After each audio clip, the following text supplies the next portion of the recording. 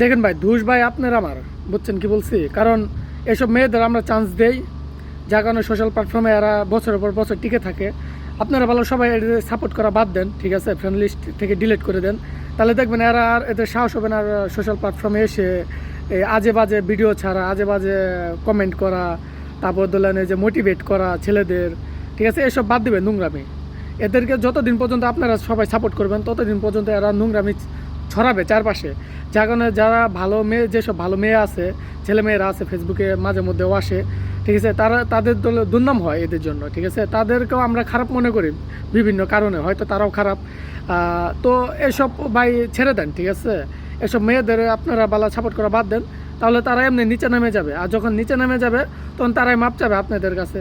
কারণ এদেরকে সাপোর্ট করে করে আপনারা মাথায় তুলে ফেলছেন, যার কারণে এরা এদের শরম লজ্জা কিন্তু কিছু এখন নাই, ঠিক আছে? এরা কোনো কথা বলতেও ভয় লাগে না এদের মনের ভিতর, যা খুশি তাই করতে পারে, ঠিক আছে? কারণ এদের শরম লজ্জা তো খেয়াল আইছে সব আগে থেকেই। আর এদের বাপ মাও হয়েছে আরও নির্লজ্জ, কারণ একটা ছেলে মেয়েকে ছোটো থেকে হাতে মোবাইল ধরাই দিছে। এখন পীড়িত করো, যার যার সাথে তো খুশি পীড়িত করো, সমস্যা নাই।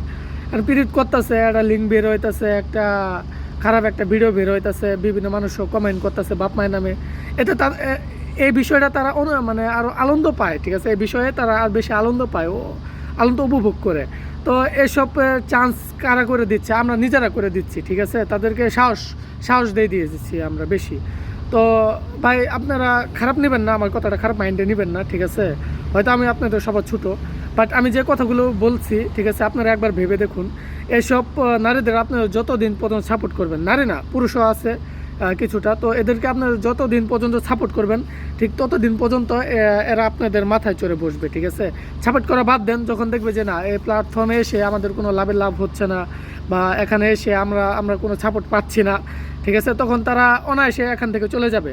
তো আমরা তাই চাই যে এই সোশ্যাল প্ল্যাটফর্মে ছোট বড় মেয়ের ছেলে অনেকে আসে একটু সময় কাটানোর জন্য, তো তাদের সময়টাকে আমরা নষ্ট না করি, ঠিক আছে? তাদেরকে আসতে দিই, ঠিক আছে? নতুনদের আসতে দিই, তারা এখানে আসুক, ভালো কিছু শিখুক।